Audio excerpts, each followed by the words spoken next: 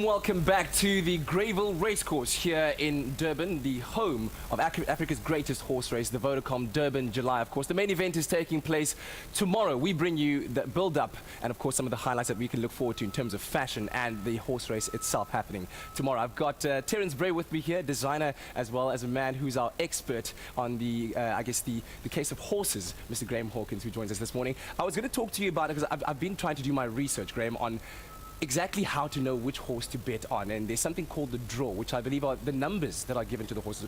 Just tell us a bit more about the draw. The draw is the, and it's done on a random basis. Yes. In fact, we had the official draw for barrier positions last week, and the owners and trainers get to do the draw themselves, so they've only got themselves to blame. But obviously, you don't need to be a rocket scientist to work out that with the track shaped as it is, if you're drawn one, you're drawn right on the inside and take the shortest way home. And if you're drawn out at number 16, then obviously you've got a little bit of maneuvering to do, and that's where jockeyship really comes into play. And of course the pace of the race.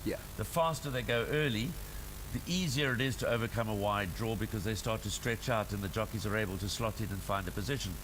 Obviously, if they go a slow pace, and it's difficult to know what the pace is going to be tomorrow, the chances are they'll bunch up, and if you're out wide, you're trapped wide, then the jockey's got a choice to make. Do I go forward and save the ground on the fence, or do I ease in behind them and hope to get a split in the straight and come with a charging late run? So it is obviously a negative to be drawn out wide and a positive to be drawn towards the inside.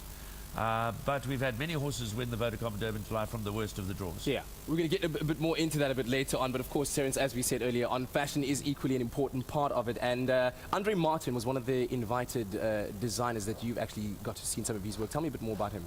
Well, Andre's very interesting because he took quite an interesting take on the theme this year. He's the designer for a brand called Life, and it's very much a street lifestyle brand. So it was a really nice take on an alternative for an event that I think most people dress up with and kind of go a bit avant-garde. He didn't abandon his design philosophy, and he offered people something that was quite Matrix-like in its design, which I quite enjoyed. Yes. I love it's very much on trend in terms of streetwear at the moment, and I think there was a sophisticated enough edge to it to make it appropriate for the occasion. Yeah, and right now, of course, we are looking at some of the fashion that we will be expecting to see. This is from the Fashion Challenge right here in Tabe, and obviously some Hanli van der Spey. And you were saying that you were very you were excited and impressed with the interpretation of the theme.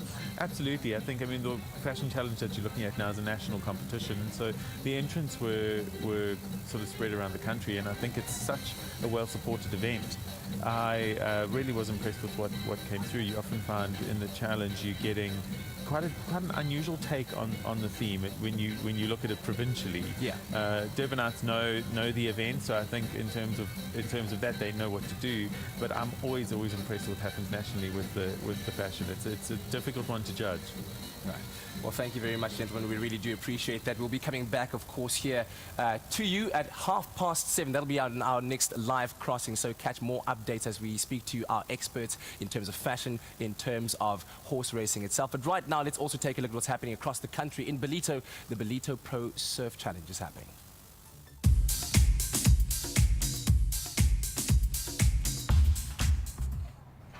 Good morning and welcome back to the Greyville Racecourse, home of Africa's greatest horse racing event, the Vodacom Durban July, is taking place tomorrow. We bring you live pictures. Of course, I'm joined by two guests, Graham Hawkins and Terence Bray. We'll be talking just now. But first of all, as we said earlier on, that fashion has always been a big highlight of the Vodacom Durban July, and recently a young fashion challenge, or youngsters fashion challenge, was held, and some well-known names also got the chance to showcase their work and especially their interpretation of the theme, the big screen. Here's the work of Andre Martin.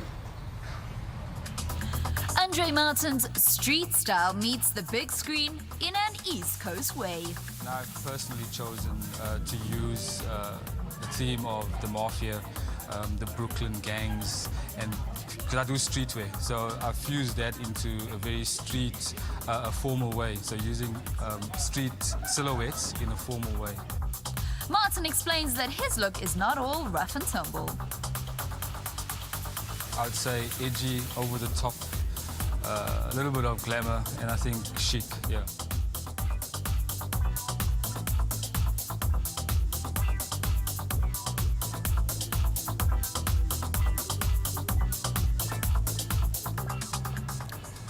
The The work of Andre Martin there, and of course Terence Bray, our fashion expert, who's going to be offering us his expert opinion on his interpretation of Andre's work. What did you think?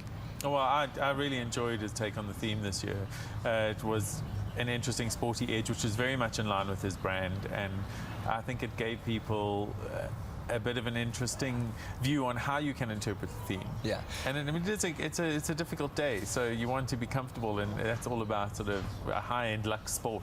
True. Graham, earlier on you mentioned that today is 4th of July, Independence Day. Were you kind of channeling Independence Day as your big screen interpretation in terms of what you're going to wear? No, I think that's for next year, because the Vodacom Durban July will be run on the 4th of July next year. So maybe something will flow out of that in the way of the theme, but that's of course for next year. Yeah. So no, I'm going to just come as a sort of I'm not quite sure yet, to be honest. We also mentioned, sorry? I would say Tarzan. He's got a leopard thong hiding over there. Wow! I dressed Graham last year. Terence goes in for the low blow. So, Graham, we talked about the draw earlier on, and I heard a friend of mine was advising me that always when you bet, you go with the 2, 7, and the 12, or then there's the 4, 8. How do you pair up the numbers when you're going in to make that final bet? I'm not a numerologist, so I just look at the horses. For me, I think the best value bet in the race is Cape Town Noir. Currently about 14 to 1. He, as we said earlier, heads the older brigade. But the favourites are Louis the King, Legislate, Captain America, Futura. Those are the 3-year-olds. It's a case of which camp are you in? Are you in the 3-year-old camp or the older horse camp? So numbers are not for me. My late father used to go 4, 10, 14 or 1, 4 and 10. And I never saw him win. So that kind of put me off the numerology type of approach. But Cape Town Noir is number 2. Yep. And I think that represents some good value. Good. Back to the fashion race, as it were. Valedi is also, of course, a big-time designer that has really made his mark. And he was also showcasing his work at the recent fashion event. What did you make of his work, and especially with the launch of his new store? He must be very proud. Very, very well. Paledi's one of my favourite designers in the country. And he's not only one of the nicest people I've ever met, but he's extremely talented. And I loved what he did for this year's theme. I think it was such an important thing for him to be seen in Durban and people to experience it, because it really is undervalued. I thought he took a really interesting take on the theme. It felt modern, but it had an old world charm about it. I just enjoyed the energy. He's a really exciting person to work with and to be a part of the event. Fantastic. Well, gentlemen, thank you very much for your insights this morning. We really do appreciate it. We look forward to seeing you tomorrow, and of course to seeing what you'll be wearing as well. Enjoy the day. Thank you very much. Fantastic stuff. Well, we'll be coming back to you again at 8:05 as we bring you live pictures here from the Greyville Racecourse, of course, home of Africa's greatest horse racing event, the Vodacom Durban July. But I'm wondering, Leigh-Anne, what will you be wearing tomorrow?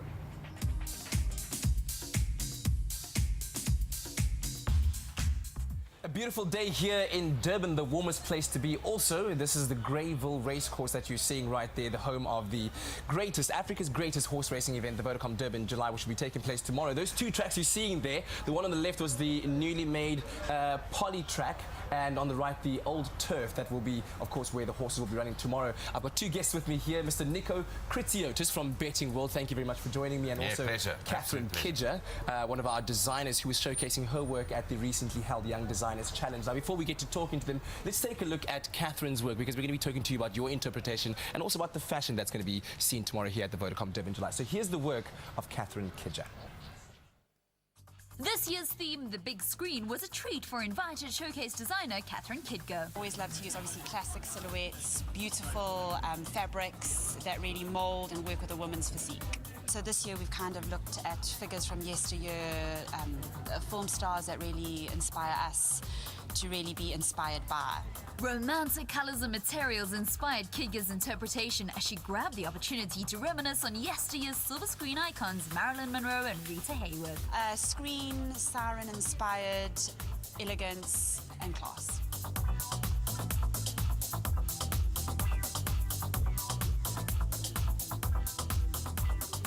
The beautiful work there of Catherine Kidger, who joins us here on the red couch this morning. Good morning to you, and thank you so much for joining us. Looking at your work, it's really, I mean, I love the fact that you were celebrating the movie stars of yesteryear, Marilyn Monroe being one of your inspirations. Absolutely. I kind of obviously, when obviously interpreting the theme, kind of looked at the various kind of forms of film, that being Hollywood, Nollywood, and Bollywood. And for me, I was particularly inspired by Hollywood, so we definitely kind of looked at, as you say, the film stars of yesteryear, and more the icons from like the late 40s, early 50s. Yeah. Why do you think the marriage between horse racing and fashion design works so well? Well, it's really the finer fillies on the day, isn't it, really? I think that obviously with, you know, kind of your mink and manure set comes the need for fabulous garments and beautiful ensembles to wear. Yeah. Nick, I don't know if you've decided yet what you'll be wearing tomorrow. Any ideas yet? I'm not fashion conscious at all, but I tell you You're what, a man Catherine, all in black. let me tell you, you're correct. I just dress in black, but Catherine can maybe direct me in the right direction. I think she's got some wonderful ideas out there, so maybe she can take a look at me and closely. Let's chat a bit about horses, which is your field of expertise. When it comes to horse betting, lots of terminology gets thrown around. There's a place betting, exacta bets, pick six. Start first with the pick six, because that's the very big one that everyone wants to be part of. That's the bet on Saturday, you know, tomorrow. I think we've got you've got to pick the winners, Katlego, of races 4 through to 9.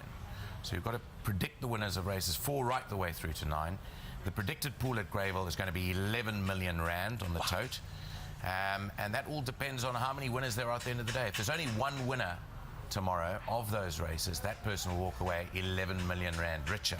So you've got to pick the winners. It starts, I think, at 25 minutes to 2. Yep. And you've got to be able to pick those winners from races 4 Question through to is, 9. who's going to be the winners there? Because a lot of the horses are coming into this into the races with big reputations. Yeah, so that's correct. I mean, and the main race is taking place at 20 past 4, if I'm That's right. correct, yeah. How do you pick the right horse? Well, you've got to look at all the horses' form. And, you know, as Graham Hawkins was saying earlier on, you've got to closely analyse, is it this year going to be the year of the youngsters, the 3-year-olds that have got less exposed form, or is it going to be the year of the older horses with more, you know, they're more mature, they've had a lot more racing under the belt, they've run here more often, and you've got to take a position on that. From a betting world perspective, which is the betting company that I work for now, there's been a lot of money for the younger horses. Yeah. People believe that a younger horse will win on the day. Okay. And, you know, being the 4th of July today, there's a horse running tomorrow called Captain America. Now, well, how that might be the one. That's the first one you've called. That's the very first one you've called. The rest of it are young horses, old horses. So you know what I'll do? I'll speak to Nico after this, and I'll tweet all the permutations that he says we should be betting on. But thank you very much for joining us this morning. We really appreciate it. And see you tomorrow. Looking forward to a very, very exciting Vodacom Durban July, coming to you live from SABC 3 at 14:30 all the way until 5 o'clock. We'll have red carpets. Jeannie D will be there, Somizi will be there, I'll be there, bringing you all the excitement from Durban, the warmest place to be. Of course, we're going to be showing you right now all the preparations that go behind getting the horses prepped for their biggest race day. July fever has hit SA. Since the 1800s, the first Saturday in July is dedicated to the sport of kings. The Durban July is billed as Africa's greatest racing event. Fans are thrilled for what is to come this weekend at Greyville in KwaZulu-Natal. As we speak now, there's not a single seat available for the July day, and we're expecting a record crowd of something like 60,000 people. We are launching our new all-weather track. So for the public and the punters, there'll be some exciting racing in the future at Greyville. True to tradition, the new 2,200 metres all-weather poly track features no straight for sprints and will see exhilarating action under the gloomy skies forecasted for Durban. The Vodacom July is always a successful event, no matter what happens. It sort of promotes itself, and it's organised brilliantly by Ken Trudell. I think it'll be great, especially now we've got a new poly track on the inside of Greyville. There'll be 4 races, I think, on the new track. And it'll bring racing right up close to the public. It'll be great. 16 horses have been declared for the 3.5 million rand handicap. Ones to watch include Triple Crown champion Louis the King and fellow 3-year-olds Legislate and Futura, as well as Rake's Chestnut. It's a long prep from the time the horse is purchased. It comes into training, and then the trainer has to obviously enter the horse into the race. It must have the ability. My role as a veterinarian is really to be associated with the trainer and then regular checkups. I mean, the important thing is for a horse to be healthy and sound.